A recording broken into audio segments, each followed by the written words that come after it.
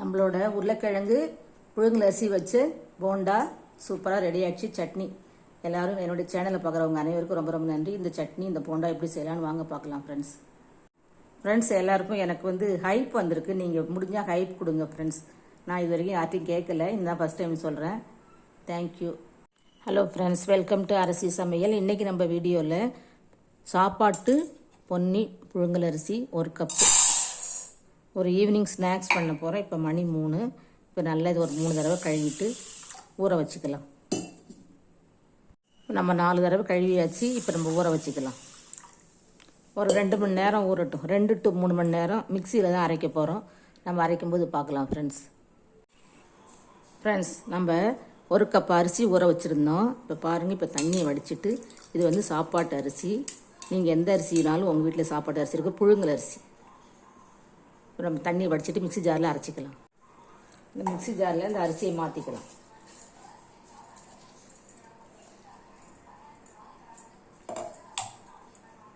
இதை கூட ஒரு உருளைக்கிழங்கு 4ஆக கட் பண்ணி வேக வச்சுருக்கேன்.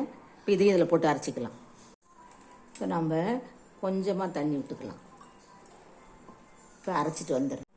இப்போ நம்ம அரைச்சாச்சு ஃப்ரெண்ட்ஸ். 2 தடவை நான் அரைச்சிருக்கேன். இப்போ நம்ம வழித்து போட்டுக்கலாம் ஃப்ரெண்ட்ஸ். நம்ம அரிசி உருளைக்கிழங்கு அரைச்சாச்சு. இஞ்சி, பச்சை மிளகாய், கருவேப்பிலை, மல்லி இலை இதை போட்டுக்கலாம்.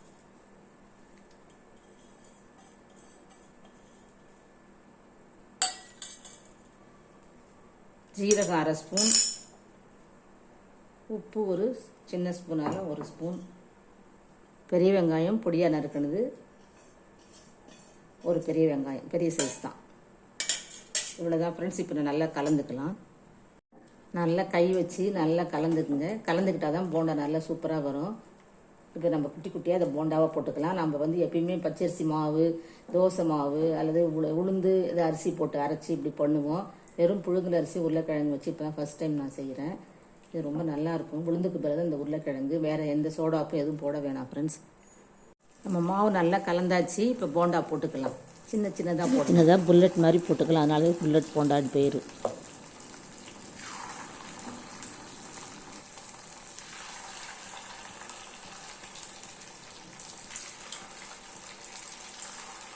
இந்த மாதிரி எல்லா மாவையும் போட்டுக்கலாம்.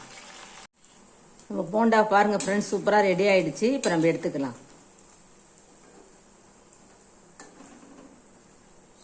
நல்லா சத்தம் கேட்குது பாருங்கள். மேலே கிறிஸ்பியாக உள்ளே சாஃப்டாக இருக்கும். இதே போல் நீங்களும் செஞ்சு பாருங்கள். ஈவினிங் பிள்ளைகளுக்கு இது மாதிரி செஞ்சு கொடுக்கும்போது ரொம்ப ரொம்ப பிடிக்கும். இதுக்கு ஒரு சட்னி வச்சுக்கலாம் ஃப்ரெண்ட்ஸ். நம்ம 2வது போட்டதையும் எடுத்துக்கலாம். நல்லா சூப்பராக வந்திருக்கு பாருங்கள். நான் கொஞ்சம் என்னோடய மிக்ஸி ஜார் சரியாக அரைப்படாது. ஆனால் லைட்டாக அந்த அரிசி லைட்டாக தெரியுது. நீங்கள் நல்லா அரைச்சிக்கோங்க. நல்லா வழுவழுன்னு அரைச்சிக்கோங்க.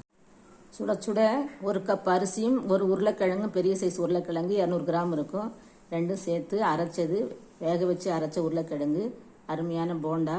நீங்களும் இது மாதிரி செஞ்சு பாருங்கள் ஃப்ரெண்ட்ஸ். இந்த போண்டாவுக்கு சட்னி அரைச்சிக்கலாம். தேங்காய் ஒரு 2 ஸ்பூன் அளவுக்கு, பொட்டுக்கடலை, ஒரு பச்சை மிளகாய், இஞ்சி ஒரு துண்டு, ஒரு 7-8 சின்ன வெங்காயம், உப்பு, கொஞ்சமாக மல்லியல். நீங்கள் புளி வேணா புளி வச்சுக்கலாம். நான் புளி வைக்கல. இப்போ நம்ம அரைச்சிக்கலாம் ஃப்ரெண்ட்ஸ். இப்போ சட்னி அரைச்சாச்சு. நம்ம இந்த கிண்ணத்தில் ஊற்றிக்கலாம்.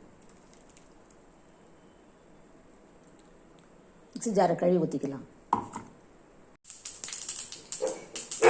ஃப்ரெண்ட்ஸ். சட்னிக்கு 1 ஸ்பூன் எண்ணெய் விட்டு கடுகு இப்போ நம்ம சட்னியில் ஊற்றிக்கலாம்.